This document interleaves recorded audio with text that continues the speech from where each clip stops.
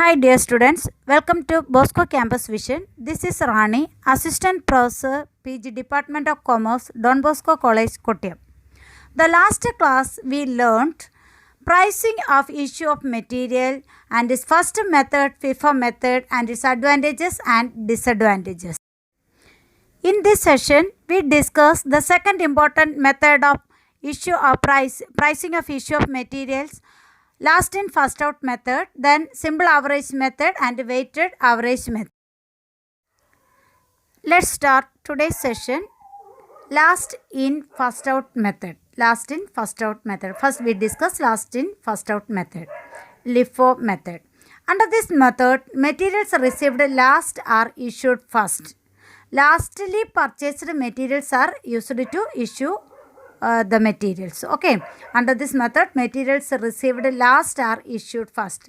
Thus, under this method, the price of the last purchase is used for pricing the materials until the entire quantity from the lot is used up.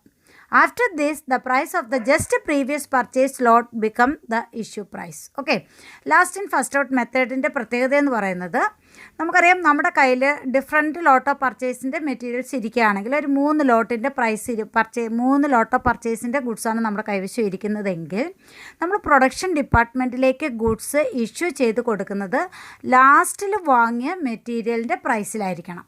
അതാണ് ലാസ്റ്റിൽ വാങ്ങിയ material എത്ര quantity ആണോ ആ complete ക്വാണ്ടിറ്റിയും issue ചെയ്ത് കഴിഞ്ഞാൽ പിന്നെ next quantity നമ്മൾ ഇഷ്യൂ ചെയ്ത് കൊടുക്കുമ്പോൾ അതായത് ജസ്റ്റ് പ്രീവിയസ് പർച്ചേസ് ലോട്ടിൻ്റെ പ്രൈസ് ആയിരിക്കണം എന്തായിട്ട് എടുക്കേണ്ടത്, ഇഷ്യൂ പ്രൈസായിട്ട് എടുക്കുക.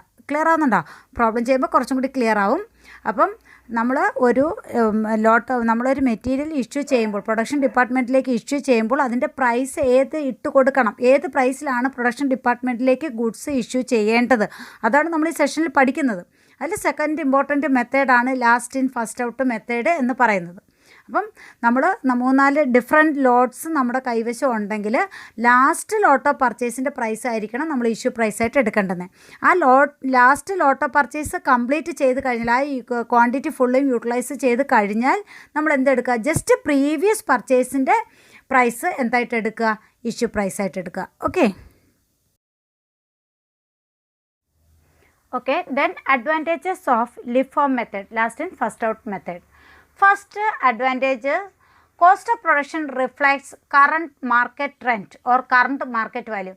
അപ്പോൾ കോസ്റ്റ് ഓഫ് പ്രൊഡക്ഷൻ എന്ന് പറയുന്നത് എപ്പോഴും എന്തിലായിരിക്കും കാണിക്കുക, നമ്മുടെ കറണ്ട് മാർക്കറ്റ് ട്രെൻഡിനനുസരിച്ചിട്ടുള്ള കോസ്റ്റ് ഓഫ് പ്രൊഡക്ഷൻ ആയിരിക്കും കാണിക്കുക. Okay, second one, being an actual cost method, it ensures complete recovery of material cost from production.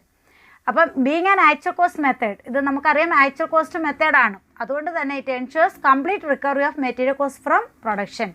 Okay, then third one, it is more suitable during the period of rising price. That means rising price കാണിക്കുന്ന അല്ലെങ്കിൽ ആ ടെൻഡൻസിയിലുള്ള ഒരു മാർക്കറ്റിലാണെങ്കിൽ എന്തായിരിക്കും suitable എന്ന് പറയുന്നത്, LIFO മെത്തേഡായിരിക്കും suitable. Okay, rising പ്രൈസിൽ അല്ലെങ്കിൽ ഇൻഫ്ലേഷൻ പീരീഡിൽ ഏത് മെത്തേഡായിരിക്കും സ്യൂട്ടബിൾ, ലിഫോ മെത്തേഡായിരിക്കും suitable. Okay, then last one, it is more suitable for bulky materials with high unit prices. Okay, അപ്പം last one, it is more suitable for bulky materials with high unit prices. Okay, അപ്പോൾ അതാണ് bulky materials ആണ്. നമ്മൾ ഒരു number of quantity കൂടുതൽ വാങ്ങുന്ന കേസിലും എന്ത് മെത്തേഡായിരിക്കും സ്യൂട്ടബിൾ എന്ന് പറയുക, ലാസ്റ്റ് ഇൻ ഫസ്റ്റ് ഔട്ട് മെത്തേഡായിരിക്കും സ്യൂട്ടബിൾ. അങ്ങനെ 4 അഡ്വാൻറ്റേജസ് ആണ് ഏതിനുള്ളത്, ലിഫോ മെത്തേഡിന് ഉള്ളത്. Then disadvantages of LIFO method. First one, when there is high fluctuation in rates, calculations become complicated. അപ്പം റേറ്റ്സിൽ വളരെ അധികം എമൗണ്ട് അല്ലെങ്കിൽ റേറ്റിലുണ്ടാകുന്ന ചേഞ്ചസ് എന്ന് പറയുന്നത് വളരെ കൂടുതലാണെങ്കിൽ അതിൻ്റെ കാൽക്കുലേഷൻസ് എന്തായിരിക്കും, കോംപ്ലിക്കേറ്റഡ് ആയിരിക്കും. High fluctuation in rates, calculations become complicated. Okay, second one, the work of pricing is delayed. It is a delayed process. Work of pricing is delayed. Last one, closing stock is valued at a cost. Closing stock is valued at a cost which does not represent current market price or current situation or current condition. Current കണ്ടീഷൻസിനനുസരിച്ചോ അല്ലെങ്കിൽ current market പ്രൈസിനനുസരിച്ചോ ആയിരിക്കില്ല എന്ത് കാണിക്കുന്നത്, value of closing stock disclose ചെയ്യുന്നത്. അതെപ്പോഴും ഏത് price ആയിരിക്കും, കോസ്റ്റ് പ്രൈസ് മാത്രമായിരിക്കും ക്ലോസിംഗ് സ്റ്റോക്ക് കാണിക്കുക. ഓക്കെ, അങ്ങനെ 3 ഡിസഡ്വാൻറ്റേജസ് ആണ് ഇതിനുള്ളത് ലിഫോ മെത്തേഡിന്. The next important method, simple average method. The issue price under this method is calculated by dividing the total of price of materials in the stock from which materials are issued by the number of prices involved in the calculation. Okay, അപ്പം simple average മെത്തേഡാണ്. നമ്മൾ സ്റ്റാറ്റിസ്റ്റിക്സിലൊക്കെ പഠിച്ചിട്ടുള്ളത് പോലെ തന്നെ average കാണുക, എത്ര lot of purchase ആണോ നമ്മുടെ കൈവശമുള്ളത് അത്രയും പ്രൈസ് ടോട്ടൽ ചെയ്തിട്ട് എത്ര ലോട്ടാണോ അതുകൊണ്ട് ഡിവൈഡ് ചെയ്യുക. അപ്പോൾ കിട്ടുന്ന ഫിഗർ ആ എമൗണ്ട് ആയിരിക്കും എന്തെന്ന് പറയുക, ഇഷ്യൂ പ്രൈസായിട്ട് നമ്മൾ യൂസ് ചെയ്യുന്നത്. അതാണ് എന്തെന്ന് പറയുക, സിമ്പിൾ ആവറേജ് മെത്തേഡ്. ഒരു എക്സാമ്പിൾ മിസ് പറയാം. 400 units at ₹6, then 300 rupees at ₹7, then 500 units at ₹8. അങ്ങനെ 3 ലോട്ടാണ് നമ്മുടെ കയ്യിലിരിക്കുന്നത്. 3 ലോട്ട് ഓഫ് പർച്ചേസ് ആണ്. എമൗണ്ട് എന്ന് പറയുന്നത് first lot 6, second lot purchased at ₹7, then third lot purchase at ₹8, 6, 7 and 8. In this case, simple average price is 6 plus 7 plus 8 divided by 3 lot divided by 3, that is ₹7. ₹7 is the issue price. ₹7 is taken as the issue price. Okay.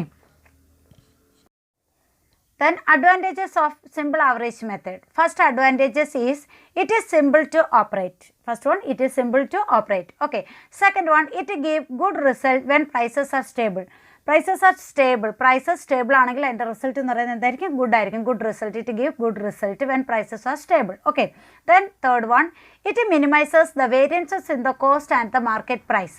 അപ്പോൾ കോസ്റ്റും market പ്രൈസും തമ്മിലുള്ള ആ difference, ആ എമൗണ്ടുകൾ തമ്മിലുള്ള ഡിഫറൻസിനെ എന്ത് ചെയ്യും, അല്ലെങ്കിൽ അത് തമ്മിലുള്ള വേരിയൻസിനെ എന്ത് ചെയ്യും, വളരെ മിനിമൈസ് ചെയ്യും. വലിയ ഡിഫറൻസ് ഉണ്ടാകില്ല. ആ കോസ്റ്റ് പ്രൈസും മാർക്കറ്റ് പ്രൈസും തമ്മിൽ വലിയ വ്യത്യാസം ഉണ്ടാകാതെ ആ വേരിയൻസിനെ മാക്സിമം എന്ത് ചെയ്യുന്നു, മിനിമൈസ് ചെയ്യാനായിട്ട് സാധിക്കുന്നു. ഓക്കെ, അങ്ങനെ 3 അഡ്വാൻറ്റേജസ് ആണ് സിമ്പിൾ ആവറേജ് മെത്തേഡിന് ഉള്ളത്. Then disadvantages of average method, simple average method ആണ്. First one, material cost does not represent actual cost price. Material cost does not represent actual cost price. Okay, it does not give satisfactory result when the prices of materials fluctuate considerably.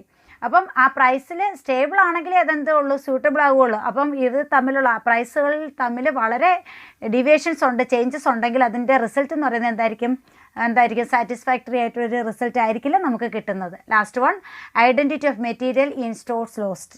Identity, ആ material നമ്മുടെ സ്റ്റോറിലുള്ള മെറ്റീരിയലിൻ്റെ identity തന്നെ എന്ത് ചെയ്യപ്പെടും, നമുക്ക് ഇല്ലാതാകും, നഷ്ടപ്പെടും. Okay, അങ്ങനെ 3 ഇമ്പോർട്ടൻ്റ് ആയിട്ടുള്ള ഡിസഡ്വാൻറ്റേജസ് ആണ് സിമ്പിൾ ആവറേജ് മെത്തേഡിന് ഉള്ളത്. Then last important one, weighted average method. Weighted average method. Under this method, the issue price is calculated by dividing the total cost of material in stock by the total quantity in stock. Total price of materials in the stock divided by total quantity in stock ആണ്. It is calculated by using the formula weighted average price is equal to total cost of material divided by total units in stock. അപ്പോൾ weighted average price is equal to total cost of material divided by total units in stock. Then according to ICMA London defines weighted average prices as a price which is calculated by dividing the total cost of materials in stock. Total cost of materials in stock from which the materials to be priced could be drawn by the total quantity of materials in that stock. അപ്പം total cost of മെറ്റീരിയലിനെ എന്തുകൊണ്ട് divide ചെയ്യുക, total quantity of material കൊണ്ട് divide ചെയ്യുക. അപ്പോൾ കിട്ടുന്ന figure ആയിരിക്കും എന്തെന്ന് പറയുക, നമ്മൾ വെയ്റ്റഡ് ആവറേജ് പ്രൈസായിട്ട് എടുക്കുക. ആ പ്രൈസ് ആയിരിക്കും എന്തിനു വേണ്ടിയിട്ട് യൂസ് ചെയ്യുക, ഇഷ്യൂ പ്രൈസായിട്ട് യൂസ് ചെയ്യുന്നത്.